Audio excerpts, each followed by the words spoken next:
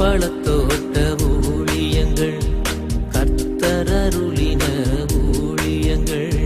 திராட்சை பழத்தோட்ட ஊழியங்கள், கர்த்தரருளின ஊழியங்கள். அவரில் இழைத்திருந்து கனி கொடுப்போம், கர்த்தர் வாய்க்க செய்வார்.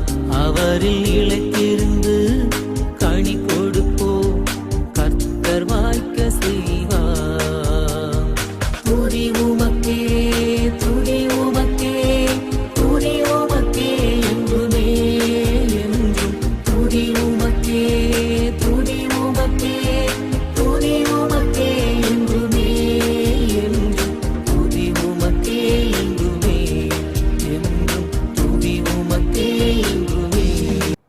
சிறியவனை பொழுதிலிருந்தும் எளியவனை குப்பையிலிருந்தும் எடுத்து உயர்த்தி ராஜாக்களோடும் பிரபுக்களோடும் மத்தியிருக்க செய்கிற அருமை ஆண்டவர் இயேசு கிறிஸ்துவின் எளிதான நாமத்தினாலே இந்த சத்தத்தை கேட்கின்ற அனைத்து தேவனுடைய பிள்ளைகளுக்கும் என்னுடைய அன்பான வாழ்த்துதல்கள். நீங்கள் கோடா கோடியை பெருகுவீர்களாக, உங்களுடைய பிள்ளைகள் கோடா கோடியை பெருகுவார்களாக என்று வாழ்த்துகின்றேன், ஆசீர்வதிக்கின்றேன். பிரியத்துக்குரியவர்களை கர்த்தருடைய பிரதான கிருபையினாலே சென்ற சனிக்கிழமையின் ஆசிரியத்தில் நடைபெற்ற நம்முடைய விடுதலை நாள் கூட்டம் மிக சிறப்பாக நடைபெற ஆண்டவர் உதவி செய்தார். பிரியத்துக்குரியவர்களை இதுவரைக்கும் இல்லாத அளவிற்கு ஒரு சிறப்பான செய்தி, கடைசியில் வல்லமையான ஜெபம், தனித்தனியாக மக்கள் ஜெபிக்க வந்த பொழுது எத்தனையோ பொல்லாத ஆவிகள் அலறி அடித்து ஓடின.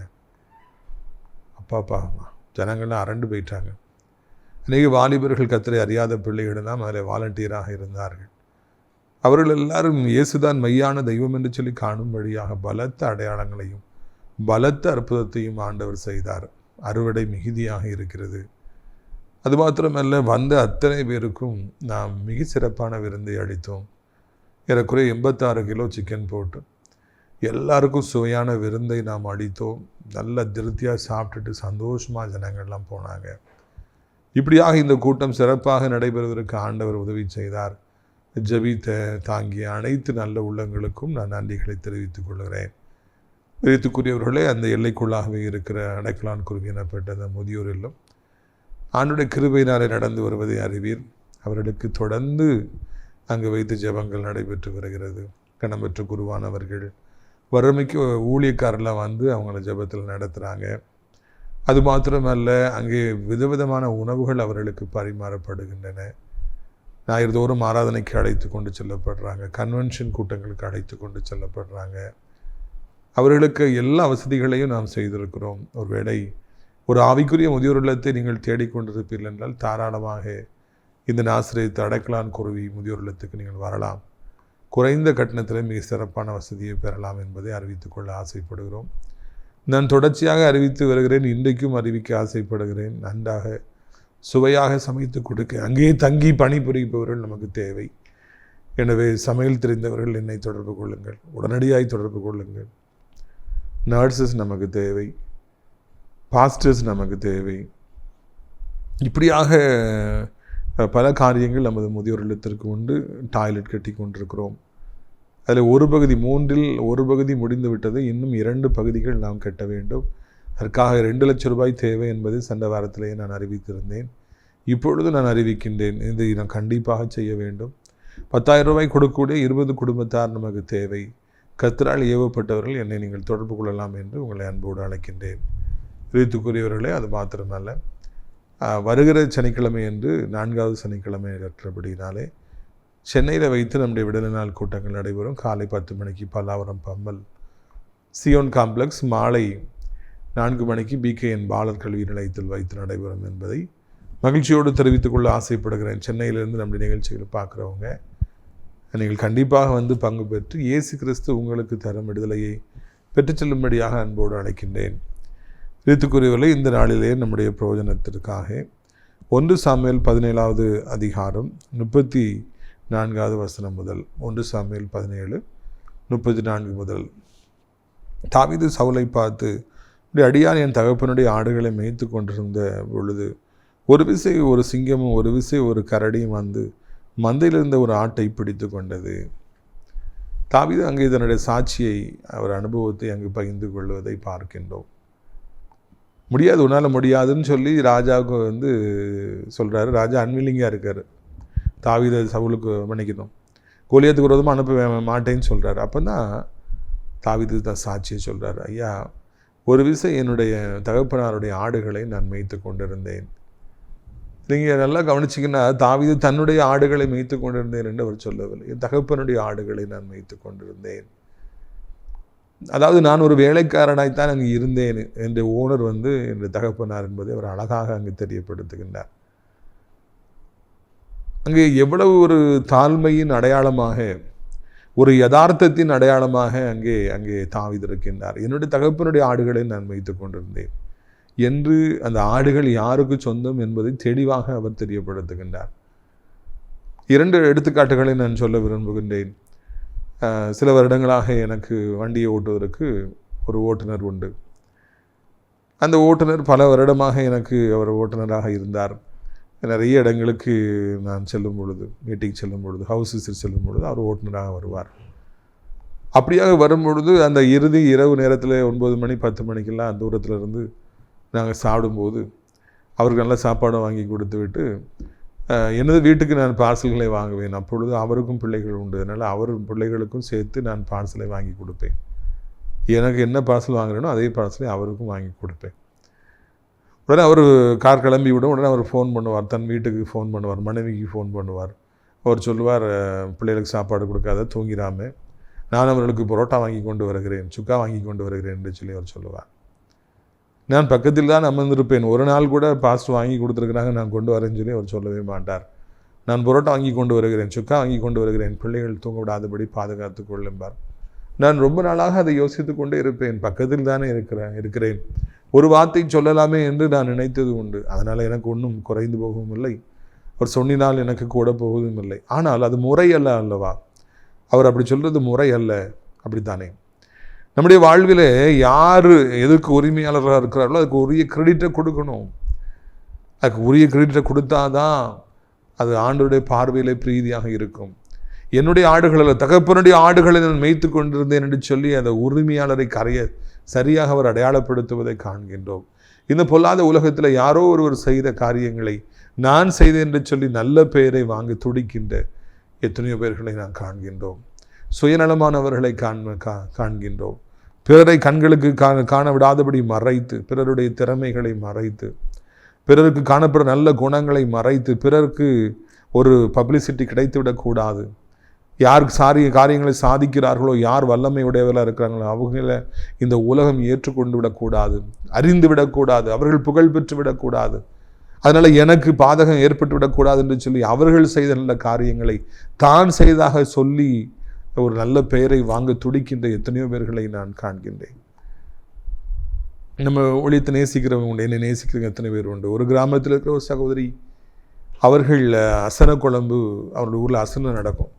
அதாவது திருநெல்வேலி, தூத்துக்குடி மாவட்டத்தில் எல்லா ஊர்லேயும் அசனம்னு ஒன்று சொல்லுவாங்க. வருஷத்துக்கு ஒருக்கா நடக்கும். அப்போ எல்லாருக்கும் அன்னதானம் நடக்கும்.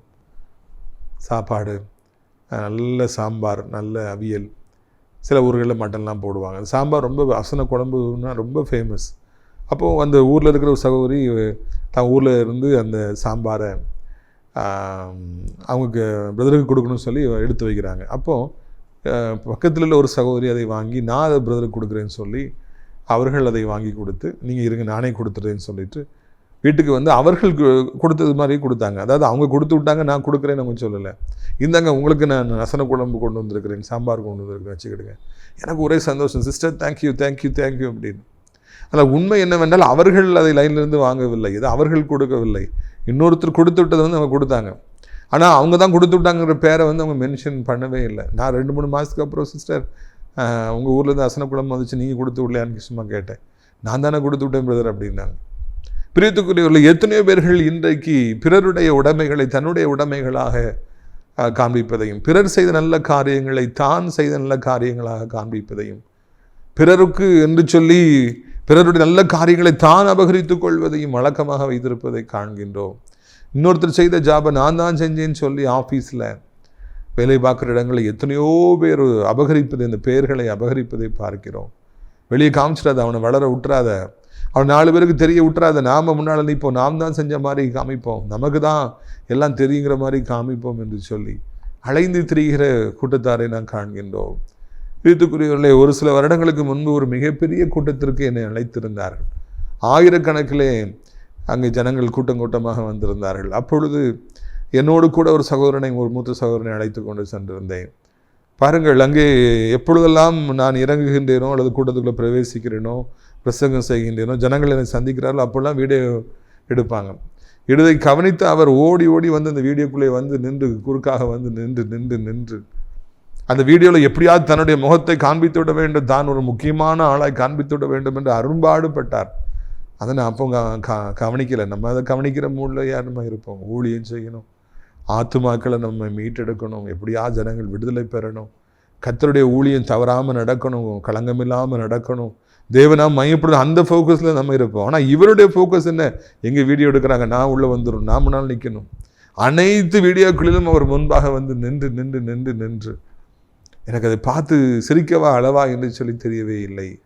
இவ்வளவு கனமான ஊழியத்திற்கு நான் அழைத்து கொண்டு சென்றிருக்கிறேன். அவருடைய நோக்கம் என்ன என்றால், நான் எப்படியாவது எல்லா வீடியோவில் வந்து முன்னால் நிற்கிறேன், நான் டிவியில் வரணும். இதற்குரியவர்களை இந்த காரியத்தில் நான் ஒழுங்காக இருப்போம் என்றால் கர்த்தர் நம்மை ராஜாவாக ஒரு நாளிலே மாற்றுவார். இப்படி குறுக்கால வந்து நான் வீடியோவில் நான் ஃபோட்டோ எடுத்து, இல்லைன்னா நம்ம வந்து இன்னொருத்தருடைய பேரை நான் செஞ்ச ஒர்க்கை ஏன் ஒர்க்குன்னு காமிச்சு, மேனேஜர்கிட்ட காமிச்சு, மக்கள்கிட்ட காமிச்சு நல்ல பேரை நம்ம வாங்குவோம்னா அது நமக்கு தேவையில்லை, ஆசீர்வாதமாக இருக்கவே இருக்காது. எனவே இந்த நாளில் இந்த பாடத்தை நீங்கள் கற்றுக்கொள்ள வேண்டும். தாவீது சொல்கிறாரு, என் தகப்பனுடைய ஆடுகளை மேய்ச்சிட்டு இருந்தேன். என்னங்க, அப்பான்னா என்ன, பிள்ளைன்னா என்ன? பெற்ற தகப்பனுடைய ஆடை ஏன் ஆடுன்னு சொல்லி பிள்ளை சொல்லக்கூடாதா? நாளை பிள்ளை அவரு தானே வரும்.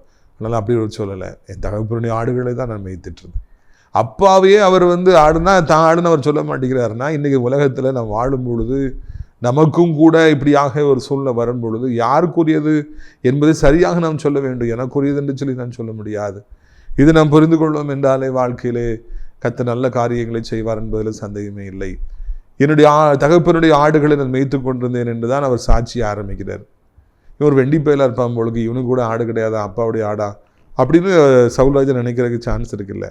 ஆனால் அதெல்லாம் அவர் மைண்ட் பண்ணலைங்க. பரவாயில்ல, அப்படின்னு நினச்சா பரவாயில்ல. நான் இன்னொருத்தர் ஆடை மேய்ச்சிட்டு இருந்தேன், உனக்கு ஆடு கூட கிடையாதா, நீ வேண்டான்னு சொன்னாலும் பரவாயில்லை, நான் உண்மையாக தான் சொல்லுவேன்னு சொல்லிட்டு அங்கே தாவீது அழகாக சொல்லுகிறார். பிறருடைய செயினை போட்டுட்டு இல்லையா, நிறைய காலேஜ் பசங்க அப்படி சீன் காமிப்பாங்க. அதுக்கப்புறம் அவங்க பிறருடைய பைக்கை வாங்கி சண்டை போட்டு, இல்லைன்னா காலில் விழுந்து கெஞ்சி கூத்தாடி இன்னொருத்தருடைய பைக்கை வாங்கிட்டு போய் அழகு காமிப்பாங்க, நான் தான் அந்த பைக்கை வச்சுருக்கிறேன்னு சொல்லிட்டு. இதெல்லாம் காலேஜில் நடக்கிற சகஜமான காரியம். அப்படி வேண்டவே வேண்டாம். நமக்கு என்ன இருக்கிறதோ அதை நாம் காண்பிப்போம். அது காமிக்கணுங்கிற அவசியம் இல்லை, தானாக நடக்கும். எதுக்கு நம்மளை ஒரு மாதிரி பெருசாக காமிக்கணும்? தன்னைத்தான் உயர்த்துகிறவன் தாழ்த்தப்படுவான், தன்னைத்தான் தாழ்த்துகிறவன் உயர்த்தப்படுவான் என்று பைபிள் சொல்லவில்லையா? எனவே இங்கே பாருங்கள், இவர் இன்னொருவருடைய ஆடுகளை மேய்த்து கொண்டிருந்ததாக அவர் குறிப்பிடுகிறார். அப்பொழுது ஒரு வீசை சிங்கமும் ஒரு வீசை கரடியும் வந்து அந்த ஆடுகளை பிடித்து கொண்டது. How risky the job is. பொறுப்பு கடமை என்பது எவ்வளவு ஆபத்தில் இருந்தது என்பதை இங்கே பார்க்கிறோம். இவன் கையில் கொடுத்தாச்சு, அப்பாவுடைய ஆடுகளை கொடுத்தாச்சு, இவர் மேய்ச்சிட்டு போகிறார். திடீர்னு ஒருக்கா சிங்கம் வருது, ஒருக்கா கரடி வருது.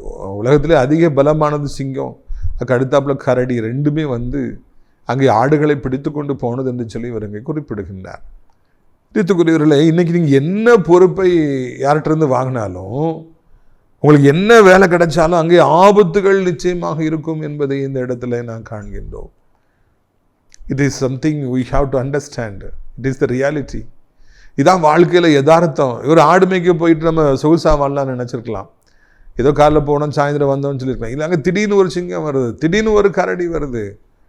இந்த உலகத்தில் எந்த ஆபத்துகள் எப்போ வரும், எப்போ சிங்கம் வரும், எப்போ கரடி வரும், எப்போ எந்த ஆபத்து வரும், எந்த வியாதி வரும், எப்போ எந்த விபத்து வரும், எப்போ எந்த பொல்லாத மனிதர்கள் நமக்கு விரோதமாக வருவாங்க, எப்போ எந்த பொல்லாத ஆவிகள் நமக்கு விரோதமாக வரும், எப்போ எதிர்பாராத காரியங்கள் ஆபத்துகள் வாழ்க்கையில் வரும், நமக்கு தெரியாதுங்க.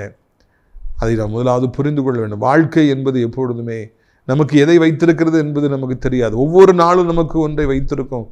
அதை நம்ம எழும்பி போகும்போது நம்ம கண்டுபிடித்து கொள்ள வேண்டும். எதிர்பாராத நேரத்தில் அடிப்பது தான் சாத்தானுடைய தந்திரம், அவனுடைய speciality. The speciality of the enemy is he will strike you when you are off the guard, when you are totally unexpected mode.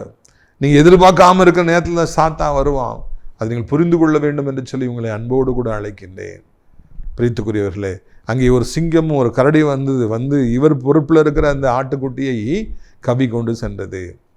அப்போ சாயந்தரம் வீட்டுக்கு போனோன்னா அப்பா கேட்பாங்க, எத்தனை ஆடா கொண்டு போனால் எத்தனை ஆடு வந்திருக்கு? அப்பா ஒரு ஆடை காணோம், சிங்கம் கொண்டு போயிடுச்சு, கரடி கொண்டு போச்சுன்னா எவ்வளோ ஒரு அவப்பெயர் அங்கே ஏற்படும்.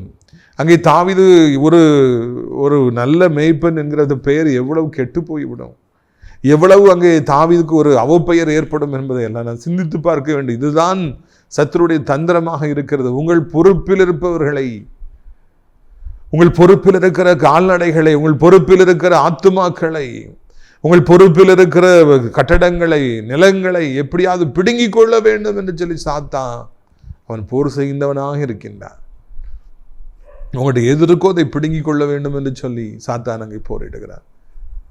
அதுதான் அவன் சிங்கத்தை அனுப்புகிறான், கரடியாக அவன் வருகிறான். வந்து உங்கள்கிட்ட எது இருக்குதோ அதை பிடுங்கிட்டு போகணும். ஒரு சின்ன வீடு கட்டி வச்சுருந்தா கூட அதை எப்படியாவது பிடுங்கிட்டு போயிடணும்னு சொல்லி சாத்தான் நினைக்கிறான். ஒரு சின்ன சர்ச்சை வச்சு கொஞ்சம் ஒரு 5-6 பேர் வந்தால் கூட அதை நிப்பாட்டிடணும், அந்த ஆட்களை வேற எங்கேயாவது கூட்டு போயிடணும்னு சொல்லி சாத்தான் நினைக்கிறான். திருடன் கொல்லவும் அழிக்கவுமே அன்றி வேறு எதற்கும் வரான். திருடவும் கொல்லவும் அழிக்கவும் என்று எதுக்குமே வரான். சாத்தான் உங்கள்கிட்ட இருக்கிறத திருடி கொண்டு போய்விட வேண்டும், எடுத்து கொண்டு போய்விட வேண்டும். பல வருஷமாக நீங்கள் சம்பாதிச்சு வச்சுருப்பீங்க, அதை அப்படியே உங்கள்கிட்ட இருந்து பிடுங்கி கொண்டு போய்விட வேண்டும். ஒரு நாள் முழுக்க உழைத்து சாயந்தரம் சம்பளம் கிடைக்கும், அதை மதுபானத்தை கொடுத்து உங்கள்கிட்ட இருந்து பிடுங்கி கொள்ள வேண்டும்.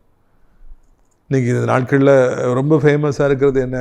5 லட்சம் தாங்க, 10 லட்சம் தாரோம், 1 லட்ச ரூபா தாங்க, மாதத்தோட 10,000 ரூபா வட்டி தாரோம். என்னங்க அதெல்லாம் நடக்கிற காரியமாங்க? கொஞ்சம் யோசித்து பாருங்கள், யாரால் அப்படி கொடுக்க முடியும்? ப்ராக்டிக்கலாக சிந்திச்சு பாருங்கள். நம்ம மக்கள் மறுபடியும் ஏமாந்து கோடிக்கணக்கில் அந்த பணத்தை, ரிட்டையர்மெண்ட் பெனிஃபிட்டை, ஃபாரின்லேருந்து சம்பாதிச்சுட்டு வந்ததை, வாழ்நாள் முழுக்க கொஞ்சம் கொஞ்சமாக சேர்த்தது, நகையை எல்லாம் பிடுங்கி கொள்கிறான் சாத்தான்.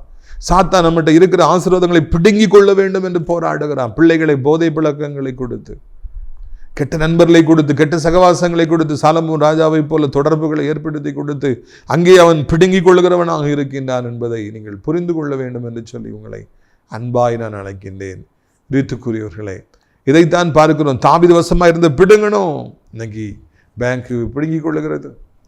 ஒரு சகோதரனுடைய நிலத்தை இப்பொழுது பேங்க் பிடுங்கி கொண்டு ஏலம் விட்டு இப்போ வேற யாரோ ஒருத்தர் வீடு கட்டிகிட்டு இருக்காங்க. நான் யோசித்து பார்த்தேன், இது அண்ணனுடைய இடம்லாம் இப்போ யாரோ வீடு கட்டிகிட்டு இருக்காங்க, இது அவங்களுக்குரியதெல்லாம் அதில் பேங்க்கில் போயிடுச்சா? பிரியத்துக்கு யாரோ ஒருவருடைய உழைப்பு, யாரோ ஒருவருடைய சொத்து, யாரோ ஒருவருடைய ப்ராப்பர்ட்டி இன்னைக்கு சாத்தான் அதை பிடுங்கி இன்னொருத்தருக்கு கொண்டு போய் கொடுத்துட்டான், தனக்குரியவங்களுக்கு போய் கொடுத்துட்டான். இதை இந்த நாளிலே நீங்கள் மறந்துவிடக்கூடாது என்று உங்களை அன்போடு கூட நான் அழைக்கின்றேன். பிரியத்துக்குரியவர்களை, இந்த நாளில் சாத்தான் திருடன் என்பதை நீங்கள் மறந்துடாதீங்க. உங்களுடைய பிள்ளைகளை, உங்களுடைய உடைமைகளை, வீட்டை, உங்களுடைய நகைகளை எப்படியாவது பிடுங்கி விட வேண்டும் என்று சொல்லி அவன் போராடி கொண்டிருக்கின்றான். அதற்குரிய எத்தனங்களை எல்லாம் அவன் செய்து கொண்டிருக்கின்றான் என்பதை மறந்துவிடக்கூடாது என்று உங்களை அன்போடு கூட அழைக்கின்றேன். பிரியத்திற்குரியவர்கள், அப்படியாக நம்மகிட்ட இருக்கிறது பிடுங்கப்படுகிற பொழுது, சாத்தான் எடுத்து செல்கிற பொழுது அது எவ்வளவு வேதனை நிறைந்ததாக இருக்கும் என்பதை மறந்து போகாதீங்க. சிங்கம் வந்து கரடி வந்து ஆட்டுக்குட்டியை தூக்கிட்டு போகும்போது அந்த மிச்ச ஆடுகள்லாம் எவ்வளோ கதறி இருக்கும், அந்த ஆட்டுக்குட்டி எவ்வளோ கதறி இருக்கும். சிங்கம் அப்படின்னா கேன்சர், கரடி அப்படின்னா அதை விட கொடூரமான ஒரு வியாதி, டெங்கு வியாதி, இல்லைன்னா அன்றைக்கி வந்து அந்த ஃபெயிலியர், இந்த ஃபெயிலியர். இன்றைக்கி கூட எனக்கு காலையில் 2 துக்க செய்திகள், 3 துக்க செய்திகளை நான் சந்தித்து தான் வந்தேன். வீட்டில் வேலை செய்கிறவங்களுடைய மகன் கிட்னி ஃபெயிலியரில் இறந்துட்டார். அந்த அம்மா பாவம், எல்லாராலும் மகன் கைவிடப்பட்டான், பொண்டாட்டி பிள்ளைகளால் கைவிடப்பட்ட. ரொம்ப நாளாக அம்மா தான் வச்சு பார்த்தாங்க. தள்ளாத காலத்தில்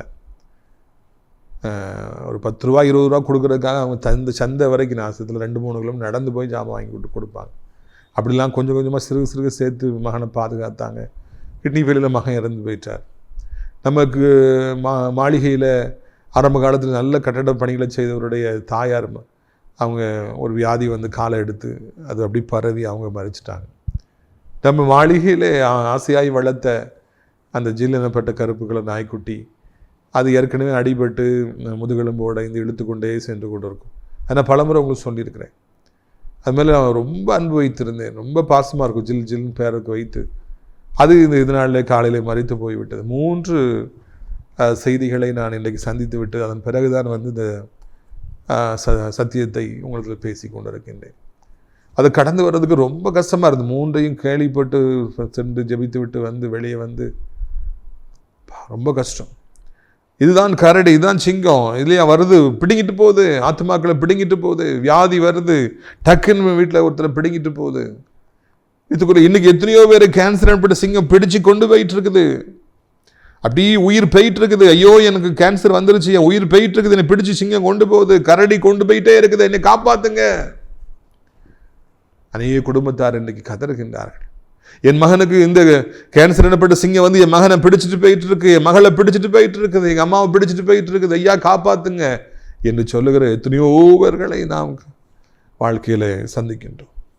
கரடி வந்து பிடித்து கொண்டு செல்கிறது, அப்படியே பிடிச்சிட்டு போகுது. நம்ம கண்ணால பார்க்குறோம், ஐயோ கண்முனால உயிர் போகுதே, இந்த வியாதி வந்து, இந்த கெட்ட பழக்கங்கள் வந்து கண்முனால் இப்படி ஆபத்து வருகிறதே, என்னாலே ஒன்றுமே செய்ய முடியவில்லை என்று தவித்து நிற்கிற ஜனங்கள் எத்தனையோ பேர் இந்த பூமியில் இருக்கிறார். எவ்வளோ பேர்களை இன்றைக்கு கரடி சிங்கம் இழுத்துட்டு போயிட்டு இருக்குது. கேன்சர் ஹாஸ்பிட்டல்ஸில் கூட்டம் கூட்டமாக இருக்கிறது. ஐயோ பாவம், சின்ன பிள்ளைகளிலிருந்து வயதானவர்கள் வரைக்கும் அந்த வியாதினாலே பிடிக்கப்பட்டு அவங்கள உயிரை அப்படி சாத்தான் இழுத்துட்டு போகிறான்.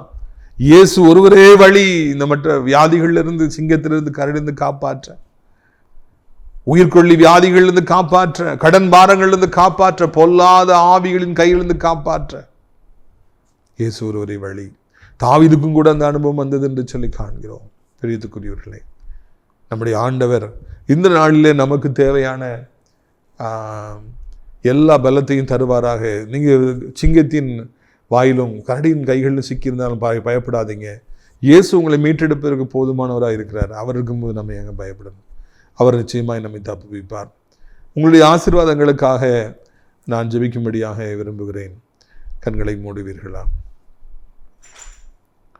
எல்லாரும் நாம் கண்களை மூடுவோம், கண்களை நோக்கி பார்ப்போம். குயவனே குயவனே படைப்பின் காரணனே, களிமண்ணான என்னையுமே கண்ணோக்கி பார்த்திடுமே, கண்ணோக்கி பார்த்திடுமே. வெறுமையான பாத்திரம் நான் விரும்புவார் இல்லையே, விலையில்லாவும் கிருபையால் உகந்ததாக்கிடுமே. தடைகள் யாவும் நீக்கி என்னை தம்மை போல் மாற்றிடுமே, உடைத்து என்னை உந்தனுக்கே உகந்ததாக்கிடுமே. குயவனே குயவனே படைப்பின் காரணனே, களிமண்ணான என்னையுமே கண்ணோக்கி பார்த்திடுமே. நம்முடைய ஆண்டவர் குயவனாக இருக்கின்றார். நம்முடைய ஆண்டவர் எல்லாருக்கும் தலைவராக இருக்கின்றார். ராஜாதி ராஜனாக அவர் இருக்கின்றார். அவர் ஒருவரே படைப்பாளியாக இருக்கின்றார். மனிதர்களை படைத்தவர், இந்த பூமியில் அனைத்தையும் படைத்தவர் நம்முடைய ஆண்டவர் இயேசு. அவர் ஒருவரே எல்லாவற்றையும் அரசாட்சி செய்கின்றார், ராஜரியும் பண்ணுகின்றார். தகப்பனே தகப்பனே, இந்த அருமையான நாளிலும் கூட சிங்கத்தின் வாயில சிக்கியிருப்பவர்கள் அப்பா, ஆண்டவர் கரடின் கைகளில் சிக்கியிருப்பவர்கள், இழுத்து செல்லப்படுபவர்கள், மரணத்தை நோக்கி பிரயாணித்து கொண்டிருப்பவர்களுக்காய் வருகிறோம். ஆண்டவரை நீங்க எப்படியாவது கத்தாவே தோத்திரம் ஐயா, எப்படியாவது ராஜாவே சோத்திரம் ஐயா. என் தகப்பனே, உடைய பிள்ளைகளை எப்படியாவது தொட வேண்டும் என்று சொல்லி கெஞ்சுகிறோம் ஐயா. உடைய பிள்ளைகளை எப்படியாவது நீர் ஆசீர்வதிக்க வேண்டும் என்று சொல்லி கெஞ்சுகிறோம் தகப்பனே. ஓ ராபா கபாலா ரபானா கபாலா ரபானா காலாரா ரீபா கபாலா ஷஹூத்துனியா கபாலா ரூபானா கபாலா. ஆண்டவரே, அப்படியாக மரண பயத்தோடு இருக்கிறவர்கள், எனக்கு பிரியமானவர்களை இப்படியாக இந்த வியாதி கவி செல்கிறதே என்று சொல்லி கலங்கி கொண்டிருப்பவர்கள் ஒவ்வொருவரையும் கத்தாவே சோத்திரையா இந்த நாளில் கண்ணோக்கி பார்க்க வேண்டும் என்று சொல்லி கெஞ்சுகிறோம். நீர் ஆசீர்வதிக்க வேண்டும் என்று சொல்லி கெஞ்சுகிறோம். நீர் புது வாழ்வு தர வேண்டும் என்று சொல்லி கெஞ்சுகிறோம். நீர் விடுவிக்க வேண்டும் என்று சொல்லி கெஞ்சுகிறோம். கடன் பாரங்கள், வட்டிகள் அப்படியே இழுத்துட்டு போதே, ஐயா தப்ப முடியுமான்னு எனக்கு தெரியலையே என்று சொல்லி தவிக்கிறவர்கள், செய்வினையில் ஒருவேளை பிலிசனத்தில் சிக்கி தவிக்கிறவர்கள் ஐயா, ஆண்டவர் காக்காய் வலிப்புகளை சிக்கி தவிக்கிறவங்க ஐயா, ஒவ்வொருவரையும் கத்தாவே நீர் காப்பாற்ற வேண்டும் என்று சொல்லி கெஞ்சுகிறோம். இந்த நாளிலே தகப்பனே அப்பா சோதரம், வியாதிகள் மத்தியில் சிக்கி ஐசியூவில் இருக்கிற பிள்ளைகள், ஆண்டவரை இன்னுமாக தகப்பனை ட்ரீட்மெண்ட் இருக்கிற பிள்ளைகள், படுத்த படுக்கையாக இருக்கிற பிள்ளைகள், ஆண்டவரை விபத்தை சந்தித்து படுக்கையாக இருக்கிற பிள்ளைகள் ஒவ்வொருவருக்கும் கர்த்தர் உதவி செய்யுங்க. ஒவ்வொருவரையும் தூக்கி நிறுத்துங்க. அந்த எலும்புகளை ஒன்று சேருங்க, நரம்புகளை ஒன்று சேருங்க, காயங்களை மூடிடுங்க. ஆண்டவரை மசில்ஸை சவுகளை எல்லாத்தையும் பொருத்தி விட்டுருங்க. கர்த்தாவே, படைப்பாளியே ஒவ்வொருவருக்கும் மனம் இறங்க வேண்டும் என்று கெஞ்சுகிறோம். சாப்பிடவே முடியல, நெஞ்சுக்குள்ளே நிற்கிது, தூக்கமே இல்லை, நடக்க முடியல, காலை தூக்கி வைக்க முடியல, உட்கார முடியல, ஐயோ எனக்கு ஒன்றும் செய்ய முடியல, டாய்லெட் போக முடியல, என்ன பண்ணுவேன் தவிக்கிற பிள்ளைகள் ஒவ்வொருவருக்கும் கர்த்தர் உதவி செய்ய வேண்டும் என்று கெஞ்சுகிறோம். ஆண்டவரே, இந்த நாளில் கூட கர்த்தாவே, எங்கள் அருமை தகப்பனே, சோத்திரம் ஐயா, சோத்திரம் அப்பா, சோத்திரம் ஐயா. என் ஆண்டவரே, இந்த நாளிலும் கூட கர்த்தாவே ஐயா, பண நெருக்கடியில் இருக்கிற பிள்ளைகள், உனக்கு வருமானமே இல்லை என்று தவிக்கிற பிள்ளைகள் ஒவ்வொருவருக்கும் இந்த நாளிலே ஒரு உதவியை கண்டிப்பாக நீ செய்யணும்.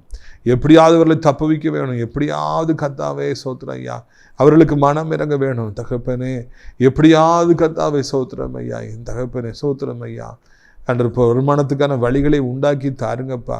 வருமானம் இல்லாமல் யாராலே இந்த பூமியிலே வாழ முடியும்? எப்படியாவது கர்த்தர் மனம் இறங்கி ஒரு அற்புதத்தை செய்து, ஒரு அதிசயத்தை செய்து கர்த்தாவே அவளை தாங்கிக் கொள்ள வேண்டும் என்று சொல்லி கெஞ்சுகிறோம்.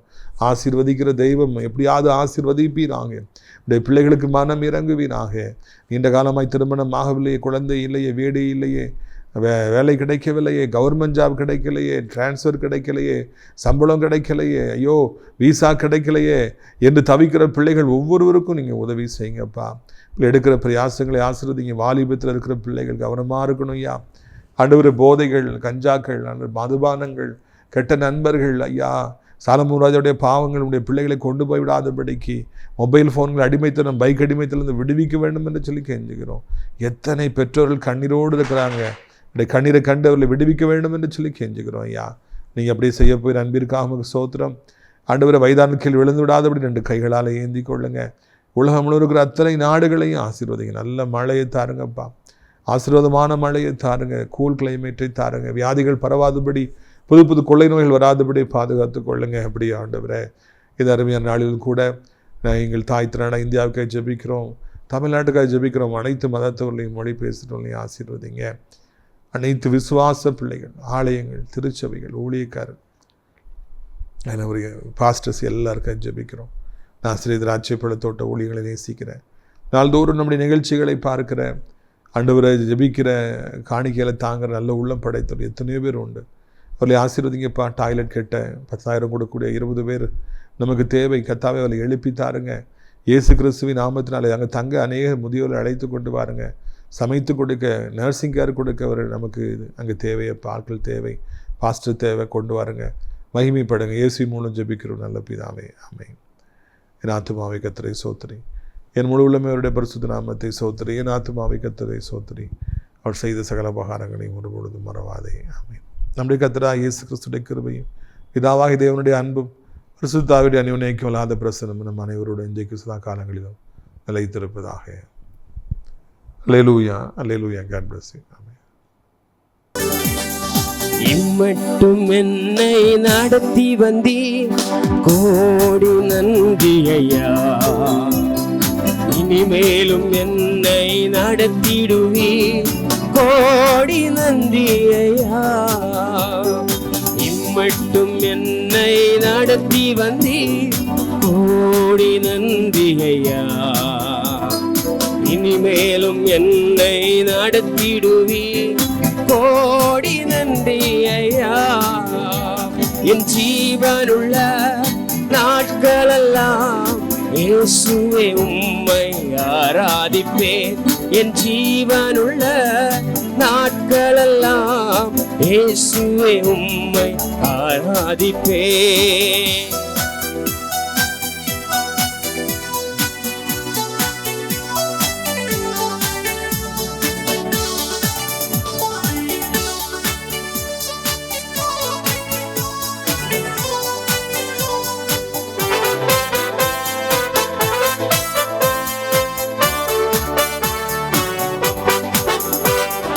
அனுதினம் என்னை ஆதரித்தி, கோடி நன்றி ஐயா. அதிசயமாய் என்னை நடத்தி வந்தீ, கோடி நன்றி ஐயா. அனுதினம் என்னை ஆதரித்தி, கோடி நன்றி ஐயா. அதிசயமாய் என்னை நடத்தி வந்தீர் கோடி நன்றி ஐயா என் ஜீவனுள்ள நாட்களெல்லாம் இயேசுவை உம்மை ஆராதிப்பேன்